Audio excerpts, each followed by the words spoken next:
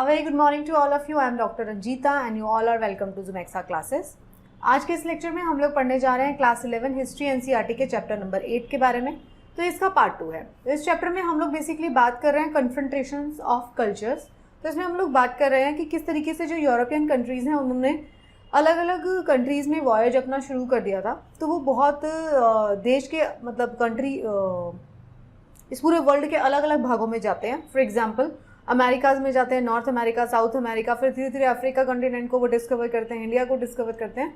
तो हम लोग इसमें बात कर रहे हैं कि किस तरीके से जो यूरोपियन कंट्रीज़ हैं वो कंट्रीज़ जो हैं वो बाकी के देशों को डिस्कवर कर रहे थे और कैसे वो वहाँ पर जाकर उनकी लाइफ को चेंज करते हैं, उनको डिस्ट्रॉय कर देते हैं। ऑलमोस्ट कुछ ट्राइब्स जो हैं वो पूरी तरह से ख़त्म हो जाती हैं और वहाँ पे अपना कल्चर, अपनी चीज़ें वहाँ पे एस्टैब्लिश करते हैं। बेसिकली ये लोग जो है एक्सप्लोरर्स हैं। जब स्टार्टिंग में जाते हैं एज अ मर्चेंट वहाँ पे जाते हैं और धीरे धीरे जो है वो उन कंट्रीज़ को अपनी कॉलोनीज़ बना लेते हैं। फॉर एग्जांपल जैसा कि इंडिया के केस में होता है। तो हम ये सारी चीज़ों के इसमें बारे में बात कर रहे हैं। तो अगर आपका कोई डिटेल सवाल है तो आप मुझे इस ईमेल एड्रेस पर मेल कर सकते हो। ये मेरा इंस्टाग्राम हैंडल है और ये मेरे टेलीग्राम चैनल का लिंक आपको यहाँ पे दिया गया है। तो मेरे इस टेलीग्राम चैनल पर आपको मेरे सभी लेक्चर्स के PDF मिलते हैं जिनको आप रिविजन के लिए डाउनलोड कर सकते हो। इस चैप्टर में जैसा मैंने आपको बता दिया ओवरव्यू, हमने ये सारी चीज़ें बात किया था। तो फर्स्ट पार्ट में हमने देखा था कि किस तरीके से जो कम्युनिटीज़ थी कैरेबियन और ब्राज़ील के अंदर जो रहती थी, आरवाकाज रहते थे और टुपिनामा लोग रहते थे। वो किस किस पार्ट में रहते थे मैंने आपको बताया था कि ये जो है सेंट्रल अमेरिका जो है उसको आप किस तरीके से क्लासीफाई करते हो। भामास क्या है, ग्रेटर एंटिलीज़ क्या है, लेसर एंटिलीज़ क्या हैं। यहाँ पे आरवाकाज रहते थे, उनके बारे में हमने बात किया कि भाई वो स्किल्ड थे बहुत ज़्यादा बोट बिल्डिंग में। पॉलीगैमी वहाँ पे कॉमन थी। वो ये हैमक्स बनाया करते थे जो वहाँ के लोगों को बहुत ज़्यादा, स्पेन के लोगों को बहुत ज़्यादा पसंद आते हैं। पुर्तगाल, स्पेन, ये वाले जो कंट्रीज थे वो सबसे पहले वॉयज उन्होंने शुरू किया था।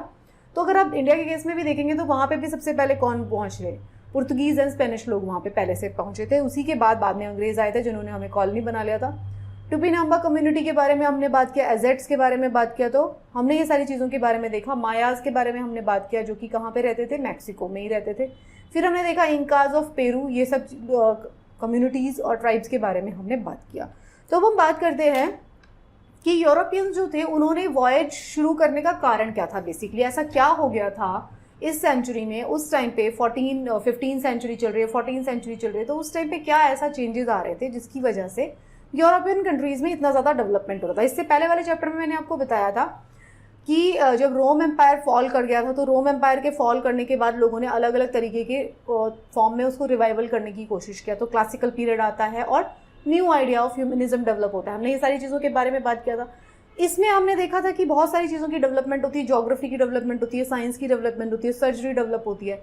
तो ये उसी का पार्ट है। इतने सारे डेवलपमेंट जब होते हैं, जैसे कि मैग्नेटिक कंपास जो है वो 1380 में इन्वेंट हो गया था। मतलब 14 सेंचुरी के ख़त्म होते होते मैग्नेटिक कंपास आ गया था। लेकिन इसका पहला यूज़ जो हुआ कब हुआ, 15 सेंचुरी में हुआ, जब वॉयज के लिए लोग जाने लगे। जब लोगों ने सी रूट डेवलप किया तो फिर उन्होंने मैग्नेटिक कंपास का यूज़ किया डायरेक्शन सेंस बनाने के लिए कि भाई हम किस तरफ जा रहे हैं। क्योंकि ओशन के अंदर कोई लैंडमार्क तो आपको मिलेगा नहीं, रात होगी बस तभी आप देख सकते हैं अच्छा इधर चांद है तो हम इस तरफ जा रहे हैं। अदरवाइज आपको पता ही नहीं चलेगा कि आप कौन सी डायरेक्शन में मूव कर रहे हैं। तो मैग्नेटिक कंपास का 15 सेंचुरी में बहुत ज़्यादा यूज़ किया गया। बहुत सारे बड़े बड़े शिप बनाए। मतलब यूरोपियन कंट्रीज़ ने जो शिपिंग इंडस्ट्री है उसके अंदर भी एक्सपर्टीज़ हासिल कर ली। उन्होंने बहुत बड़े बड़े शिप बनाए। अगर आप बड़े बड़े शिप बनाएंगे तो आप ज़्यादा सामान लेके जा सकते हैं।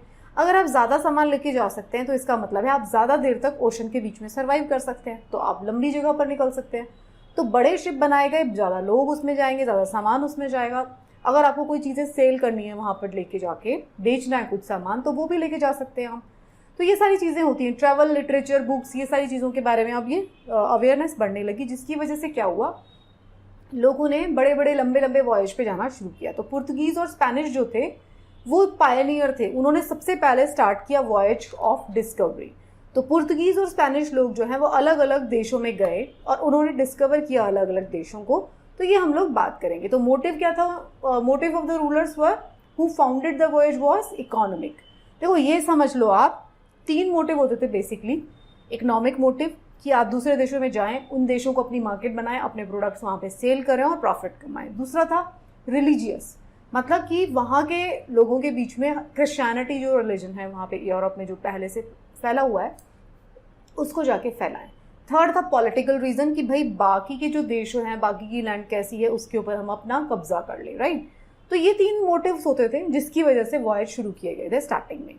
तो possibility of bringing more people into the fold of Christianity interested them. देखो अलग अलग इंसान का अलग अलग इंटरेस्ट होता है, आप खुद को देख लीजिए। अगर आप चाहते हैं, आपको या तो हो सकता है अगर आप पढ़ने लिखने वाले इंसान हैं तो आपको बुक्स के अंदर इंटरेस्ट आएगा, आपको घूमना फिरना पसंद है तो आप किसी और कारण से घूमेंगे, बिजनेस माइंडेड है तो आप सोचेंगे कि अच्छा जहाँ पे भी आप जाएंगे वहाँ पे अपने प्रोडक्ट्स को सेल करने की कोशिश करेंगे। बहुत ज़्यादा रिलीजियस है तो आप चाहेंगे कि भाई हर एक बंदा जो है भगवान के बारे में ज़रूर जान ले। तो हर एक इंसान जो होता है उसका अलग अलग इंटरेस्ट होता है। तो अलग अलग इंटरेस्ट की वजह से लोगों ने अलग अलग देशों में वॉयज करना शुरू किया। तो सबसे पहले लोग कौन थे? सबसे पहले 2 लोग थे, पुर्तगीज़ वाले लोग थे और स्पेन वाले लोग थे। फ्रांस, इंग्लैंड, ये सब बहुत बाद में आते हैं, बट जब बाद में आते हैं तो उन्होंने इतनी एक्सपर्टीज़ कर ली कि उन्होंने बाकी देशों को अपनी कॉलोनी बना लिया, राइट। तो ये आपको समझना पड़ेगा स्टार्ट में कौन किसने किया, स्पेनिश ने और पुर्तगीज़ ने। तो अब क्या होता है, रिलीजन जो था वो बहुत ज़्यादा इंपॉर्टेंट फैक्टर था और ट्रेड बहुत ज़्यादा इंपॉर्टेंट फैक्टर था। इसकी वजह से अलग अलग देशों को एक्सप्लोर किया जा रहा था। जो प्रिंस हेनरी हैं पुर्तगाल के, उनको नेविगेटर बोला जाता है। Organise the coasting of west Africa. तो उन्होंने बोला कि भाई आप अफ्रीका में भी जाओ और वहाँ पे भी एक्सप्लोर करो। तो Portuguese establish a trading station in Cape Bojador in Africa. तो केप बोजाडोर कौन सा है, ये देखिए, ये अफ्रीका का ये वाला पोर्शन आपको दिखाई दे रहा है। तो यहाँ पे कैनरी आइलैंड्स हैं और यहाँ पे है केप बोजाडोर। तो वेस्टर्न सहारा जो अभी का प्रेजेंट कंट्री है उसके यहाँ पर ये जो है ये है केप बोजाडोर। तो पुर्तगाल देखिए कितनी पास है, यहाँ से नियरेस्ट है। तो पुर्तगाल के किंग ने एक्सपेडिशन भेजा और उन्होंने केप बोजाडोर को भी एक्सप्लोर किया और ये इस वाले रास्ते से अफ्रीका पहुंचते हैं। तो क्या है, केप बोजाडोर के थ्रू पहुंच रहे हैं। Africans were captured and enslave and gold dust yielded the precious metal. तो अब क्या किया इन्होंने वहां पे जाके, अफ्रीका जा ही क्यों रहे थे? अफ्रीका को एक्सप्लोर करने का मतलब ये था क्योंकि वहां पे गोल्ड की डिपॉजिट्स मिलते हैं। तो गोल्ड के डिपॉजिट्स वहाँ पे होने की वजह से यूरोप के लोगों के लिए गोल्ड इंपॉर्टेंट था। पहले वाले पार्ट में हमने देखा कि जो ट्राइब के लोग थे, चाहे हम साउथ अमेरिका की बात करें, सेंट्रल अमेरिका की बात करें या नॉर्थ अमेरिका की बात करें, तो जो वहाँ के ट्राइबल लोग थे वो गोल्ड और सिल्वर यूज़ करते थे, बट उनके लिए इतना ज़्यादा प्रेशियस नहीं था जितना यूरोपियंस के लिए था। तो यूरोपियंस वहाँ पे गोल्ड की तलाश में गए थे बेसिकली। स्पेन जो है उसकी economic reasons and private ambition encourage the individual to become explorer. पुर्तगाल के लोग गोल्ड ढूंढने जा रहे हैं, स्पेन के इकोनॉमिक रीजन है, उनको अपनी चीज़ें सेल करनी है, प्राइवेट एम्बिशन से, उसकी वजह से जा रहे हैं। तो अंडर द कॉन्ट्रैक्ट, एक कॉन्ट्रैक्ट था capitulations, the Spanish ruler claimed the right of sovereignty over newly conquered territory. तो वो नई जो भी टेरिटरी थी उसको बोलते थे ये हमारी टेरिटरी जो हमने एक्सप्लोर किया। तो वो रिवॉर्ड देते थे लीडर्स को जो एक्सपेडिशन करते थे in form of titles and right to govern the conquered territory. जो भी बंदा जाता था नई टेरिटरी को ढूंढता था तो उसको रिवॉर्ड दिया जाता था, बोला जाता था कि तुम ही इसको गवर्न कर लो। तो ये सारी चीज़ें वहाँ पे चल रही है। अब क्या हो रहा है, अभी तो ये कहाँ पे घूम रहे हैं, अमेरिका से यूरोप से जा रहे हैं, अफ्रीका तक चले गए और सामने अमेरिका तक चले गए, मतलब रिलेटिवली पास। अब क्या करना इन्होंने, अब की बार इन्होंने सोचा कि हम अटलांटिक को क्रॉस करके दूसरे ओशन में जाएंगे। तो अब ये एम्बिशंस बढ़ जाते हैं। मैंने बात किया शिपिंग जो है उसको बढ़ रही है अच्छे से, जो टेक्नोलॉजी बढ़ रही है धीरे धीरे, तो उसकी वजह से एम्बिशंस बढ़ जाते हैं सेलर्स के। वो सोचते हैं कि हम इस पूरे अटलांटिक को क्रॉस करके देखते हैं कि उसके बाद क्या है। तो क्रिस्टोफर कोलंबस जो है वो क्या करते हैं, wanted to discover the route to east. East Indies क्या है, मतलब ईस्टर्न साइड ऑफ ये इंडीज़, वो इंडिया को ढूंढना चाहते थे बेसिकली। तो क्रिस्टोफर कोलंबस चाहते ये थे कि वो इंडिया को ढूंढे, लेकिन उनको सही रूट नहीं मिला। मैंने बताया कि भाई मैग्नेटिक कंपास से चल रहे हो आपको पता तो चलता नहीं कौन सी डायरेक्शन में जा रहे हो। तो वो ढूंढने निकले थे भारत, उनको मिल जाता है अमेरिका, ठीक है। तो क्रिस्टोफर कोलंबस जो है, स्पेनिश अथॉरिटी ने उनको सेंशन दिया था कि आप जाओ 1492 में और जाओ और भारत को ढूंढो, मतलब इंडिया को ढूंढो। लेकिन वो जाते हैं और वो पहुंच जाते हैं बाहामास। ये जो रूट है आपने देखा, ये देखिए, वो यहाँ से जाते हैं, इधर से चलते हैं, स्पेन से इधर से चलते हैं और यहाँ से लेके होते होते जाते हैं और ये बाहामास पहुँच जाते हैं। बाहामास पहुँच के ये सोचते हैं कि भाई मैं तो इंडिया पहुँच गया।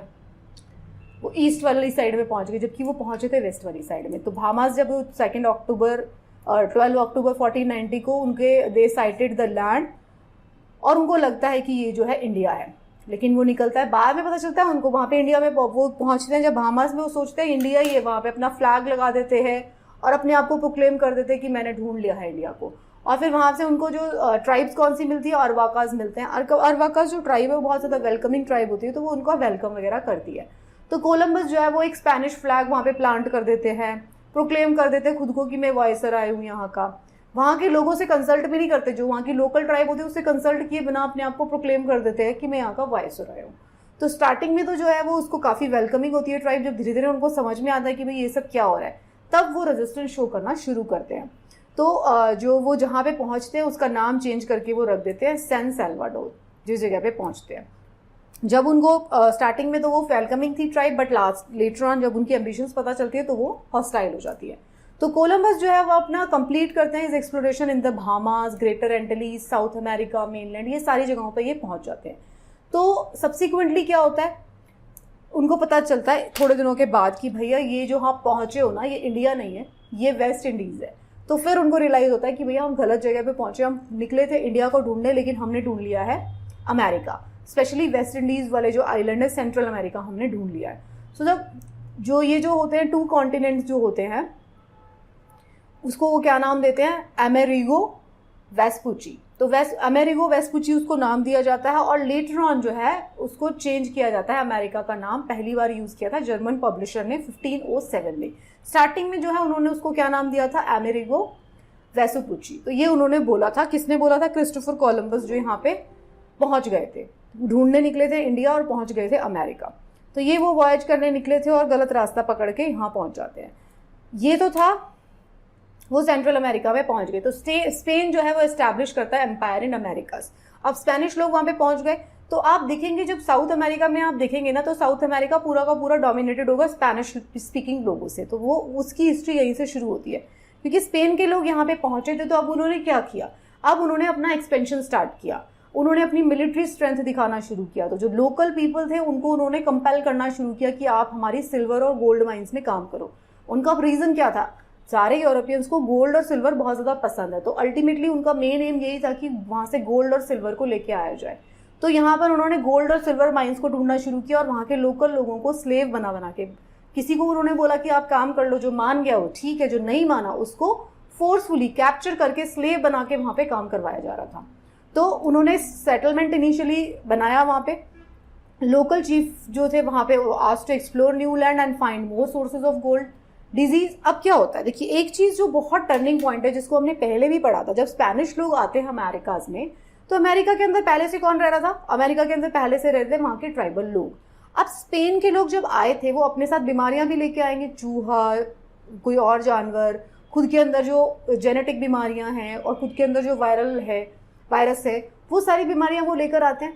तो अब स्पेन के लोग जब जब आते हैं, मान लीजिए कोई बीमार पर्सन आ गया, तो वो अपने साथ में स्मॉल पॉक्स भी ले आया।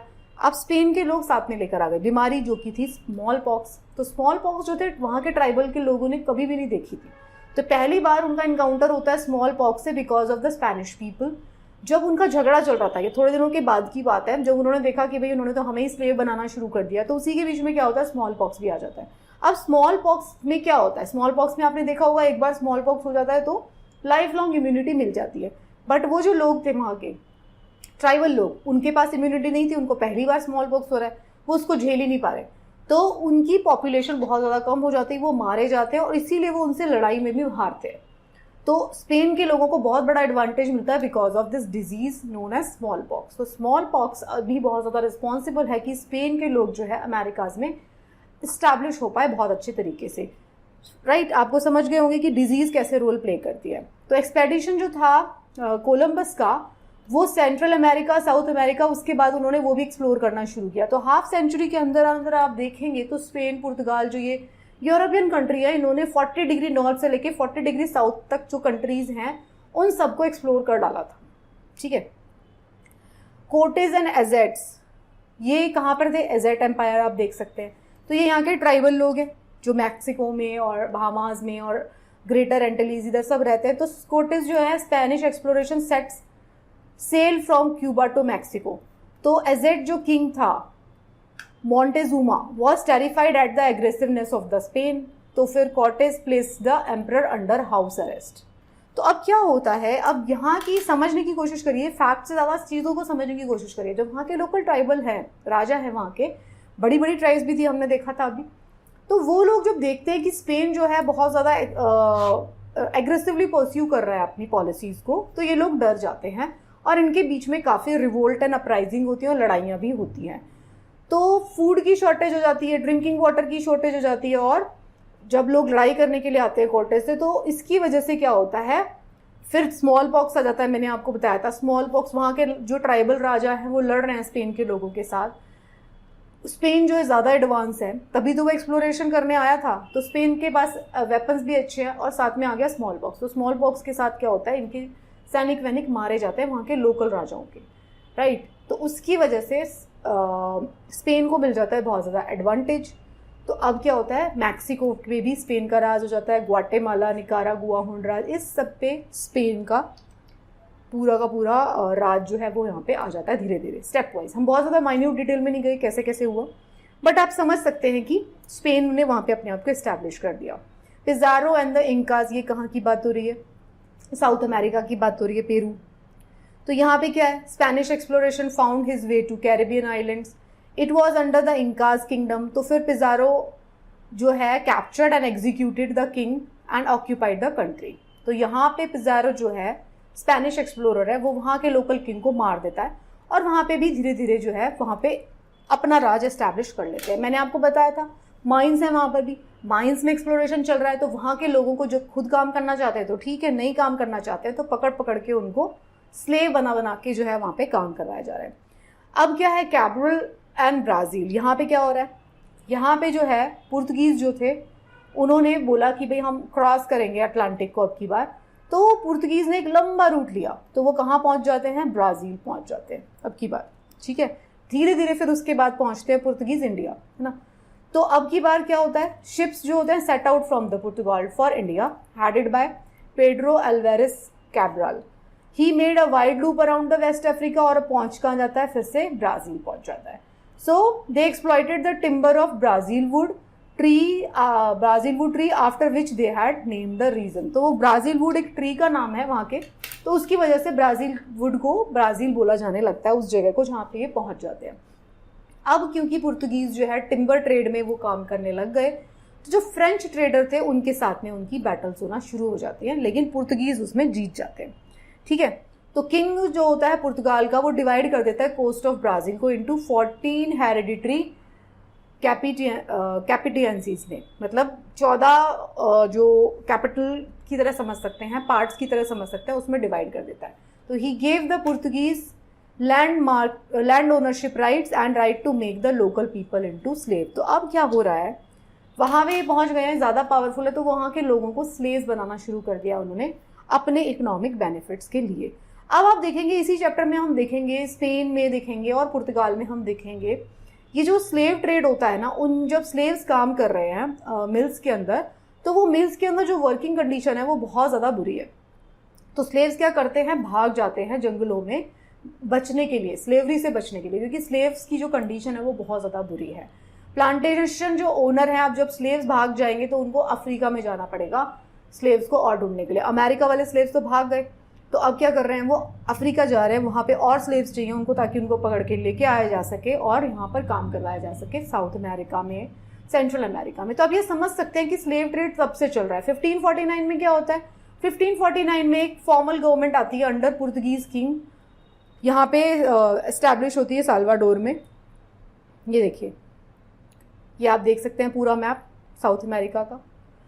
तो अब आप ये देखेंगे कि ये जो कंट्रीज़ हैं स्पेन और पुर्तगाल, इनके यहाँ पे भी जो लोग रहते हैं, सारे लोग तो एक जैसे नहीं हो सकते, तो लोगों को पता चलता है धीरे धीरे कि भाई स्लेव ट्रेड चल रहा है, तो वहाँ पे लोग भी प्रोटेस्ट करते हैं कि भाई स्लेव बनाना जो है अच्छी बात नहीं है। बट स्लेव किस लिए बनाए जा रहे हैं, क्योंकि वहाँ पे influx of gold and silver हो रहा है, उसी कंट्री में वापस आ रहा है।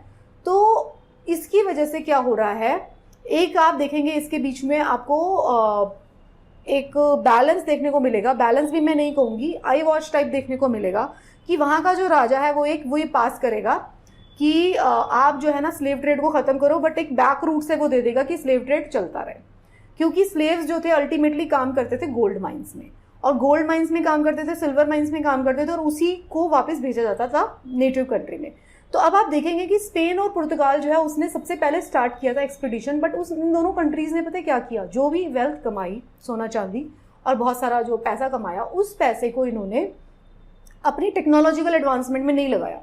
तो उन्होंने उस पैसे को मतलब वेस्ट वैसे ही किया, वहीं पे अपना भेज दिया, लेकिन टेक्नोलॉजिकल एडवांसमेंट उनको करनी चाहिए थी शिपिंग में और अपनी मिलिट्री पावर एक्सपेंड करने के लिए, बट उन्होंने ये सब नहीं किया। अब ये सब काम कौन कर रहा था, ये सब काम कर रहा था इंग्लैंड, फ्रांस। तो जिस पहले स्टार्ट करने के बावजूद, पुर्तगाल और स्पेन के पहले स्टार्ट करने के बावजूद जो है, जो बड़ी कॉलोनियल पावर बनी वो अल्टीमेटली कौन बनी, यूके और फ्रांस, ये लोग बनते हैं, यूके सबसे बड़ा। तो कॉलोनियल पावर वो लोग बन जाते हैं क्योंकि उन्होंने पैसे को इन्वेस्ट किया अपने इंडस्ट्रियल रिवोल्यूशन में, अपनी खुद की इंडस्ट्रीज को अच्छा बनाने में, बट पुर्तगाल और स्पेन ने ये काम नहीं किया। तो ये भी आप समझिए। तो कंट्रीज जो है bordering Atlantic, England, France, Belgium, Holland took advantage of discoveries. तो उन्होंने एडवांटेज उठाया, जो भी साइंटिफिक डिस्कवरीज हो रही हैं, पुर्तगाल और स्पेन इसका एडवांटेज नहीं उठा पाए, ऑल्दो वो सबसे पहले स्टार्टर्स थे। तो ये आप अपने हेड में क्लियर कर लीजिए। ज़रूरी नहीं है जिसने सबसे पहले वो वाली डिस्कवरी को किया है वही उसका फ़ायदा उठा पाए। हमेशा ये देखा गया है कि जो सबसे पहले डिस्कवरी करता है उसका फ़ायदा जो है बाद में उठाया जाता है। आप देख सकते हैं पेटीएम, ऐसा थोड़ी है कि पेटीएम ने सबसे पहले जो है ये वाला पेमेंट मेथड शुरू किया, उससे पहले भी छोटे छोटे कंपनीज आए, वो इतने पॉपुलर नहीं हुए, लेकिन पेटीएम ने सबसे ज़्यादा फ़ायदा उठा लिया। आई एम नॉट सेइंग, मतलब पेटीएम का मैंने एग्जाम्पल आपको समझाने के लिए लिया है। तो ऐसा बहुत बार देखा जाता है। तो ट्रेडिंग एक्सपेडिशन जो होता है उसके अंदर महारत हासिल कर ली थी बाद में यूके ने, राइट। तो ये सारी चीज़ें आपने देखी। तो जब ये लोग वॉयज पे जा रहे हैं तो अलग अलग कंट्रीज में कौन कौन से अच्छे अच्छे प्रोडक्ट्स हैं उसको भी साथ में लेके जा रहे हैं, एक कंट्री से दूसरे कंट्री में पहुंचा रहे हैं। जैसे कि पोटैटोज हैं, चिलीज हैं, वो इंडिया में उन्होंने इंट्रोड्यूस किए, इंडिया के जो स्पाइसेस है उन्होंने दूसरी जगह पे जाके इंट्रोड्यूस किए। तो ये सारी चीज़ें उसमें चल रही है। जो नेटिव पीपल थे अमेरिका के, द इमीडिएट कॉन्सिक्वेंसेज उनके ऊपर क्या पड़ रहे थे ये सारी चीज़ों के, उनकी जो physical decimation of the local population, क्या हो गया था, स्मॉल पॉक्स से बहुत सारे लोग मारे गए, destruction of their way of life. उन्होंने स्पेन के लोगों ने, पुर्तगाल के लोगों ने जाकर उनकी लाइफ का जो स्टाइल है उसको ही चेंज कर दिया। Their enslavement in mines and plantations and mills, इन सब में उनको स्लेव बना लिया गया। तो ये अमेरिका में हो रहा है। अमेरिका में कौन है, स्पेनिश लोग हैं बेसिकली। अफ्रीका में कौन थे, अफ्रीका में पुर्तगीज जा रहे हैं, हम अभी बात करेंगे। तो उनकी जो मेजर जो दो ट्राइब्स थी ना, एजेट्स और इनकाज, इनका तो बहुत ज़्यादा डिस्ट्रक्शन हो गया, मतलब ऑलमोस्ट एक्सटिंक्शन पर पहुंच गई थी ट्राइब्स। तो इसकी वजह से जो स्पेनिश लोग जो हैं उनकी इन पॉलिसीज़ की वजह से वहाँ के नेटिव लोगों को बहुत ज़्यादा प्रॉब्लम शुरू हो गया था।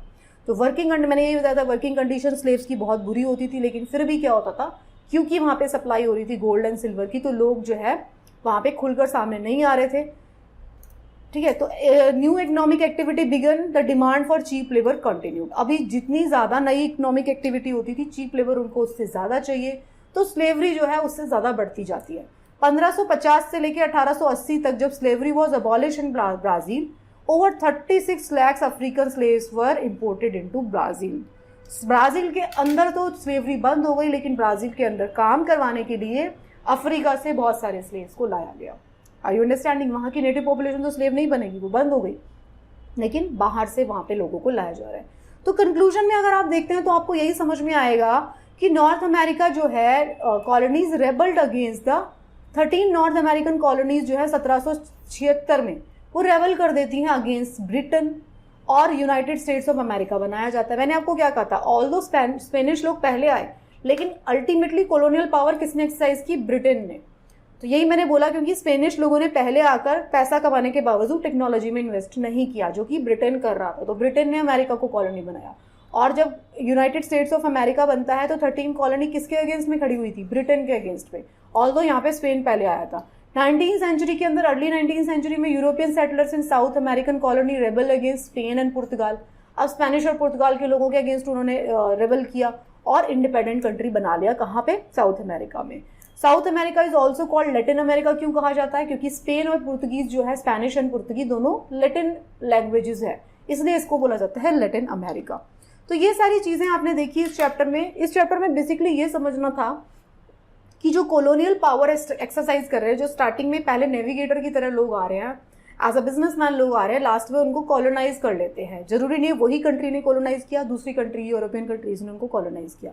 तो कॉलोनाइजेशन की वजह से इतने सारे प्रॉब्लम्स देखने को मिलते हैं। ये चैप्टर आपको सेंसिटाइज करते हैं कि ये सारी की सारी जो प्रॉब्लम हमारे देश में हमने देखी, वो हम इकलौते नहीं है कि जो हम अपने देश में देख रहे हैं, बाकी के सारे देशों ने भी वो प्रॉब्लम्स को देखा है, कॉलोनियल पावर्स कैसे बने, हम ये भी समझने की कोशिश करेंगे। नेक्स्ट चैप्टर जो होगा वो अबाउट इंडस्ट्रियल रिवोल्यूशन होगा, उसमें हम देखेंगे क्यों जो है ब्रिटेन को इतना ज़्यादा एडवांटेज मिलता है, क्यों वहाँ पर सबसे पहले इंडस्ट्रियल रिवोल्यूशन आता है, राइट। सो आई होप आपको ये चैप्टर समझ में आ रहा है। मोर ऑफ अंडरस्टैंडिंग वाला चैप्टर है ये, इसमें फैक्ट्स को बहुत ज़्यादा लर्न नहीं करना, आपको एक स्टोरी की तरह इस चैप्टर को अंडरस्टैंड करना है। Thank you so much, keep watching. अगर लेक्चर पसंद आ रहे हैं तो बाकी लोगों को भी ज़रूर बताएं, and best of luck for your preparation.